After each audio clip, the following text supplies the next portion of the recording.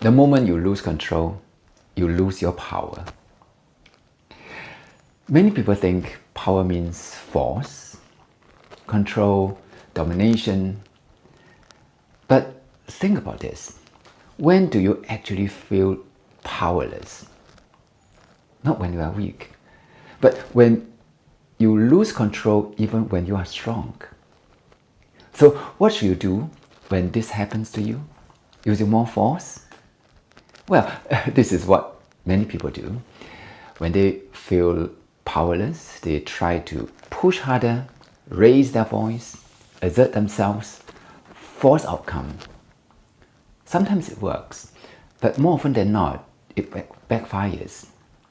Because force may win the moment, but it rarely wins the situation.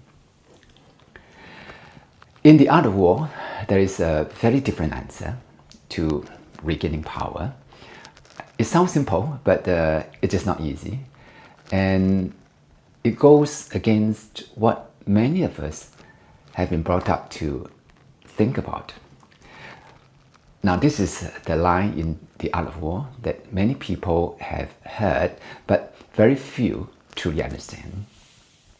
If you know the enemy and know yourself, you need not fear the result of 100 battles.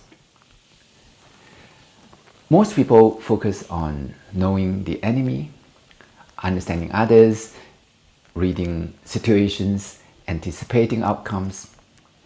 But Sun Tzu places equal, if not greater weight on something deeper, knowing yourself. He goes even further. Now that's what he says.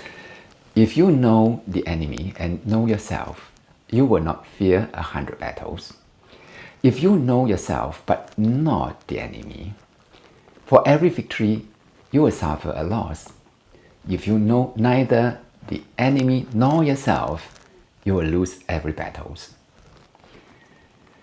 So why is knowing yourself so important?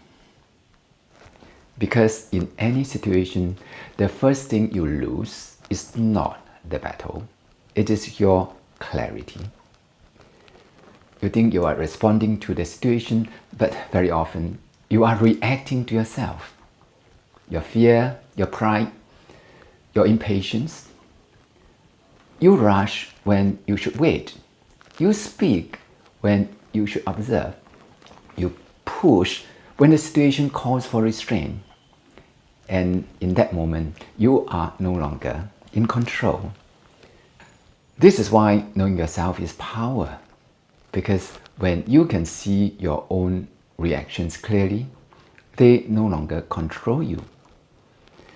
You regain space, and in that space, you regain choice. And when you have a choice again, you are no longer forced to fight the situation. You can respond to it. This is why in any room, in any situation, the most self-aware person is often the most powerful.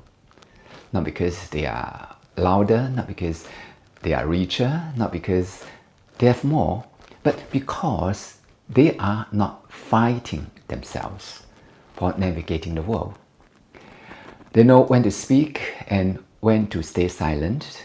They know when they are reacting from fear and when they are acting from clarity. They do not need to prove their power, and that is precisely what makes it real. So the first step to real control is not to defeat others, but to regain control of yourself. As Sun Tzu teaches, before trying to win, make sure you cannot be easily defeated. So how do you do that? The next time you feel powerless, ask yourself one simple question. Am I acting or am I reacting? If you are reacting most of the time, you are not in control, and it may be time to step back and see the situation more clearly. Before any important decision, pause. Ask yourself, am I seeing this clearly Or am I seeing what I want to see? Am I acting from strength or reacting from fear? Now, this is not weakness. This is the beginning of real strategy. Because when you know yourself clearly, you stop making decisions you later have to recover from. You stop chasing power in the wrong places, and you begin to build something that cannot easily be taken from you. But control alone is not power. In the art of war, there is a deeper idea. What power actually is. We'll explore that next.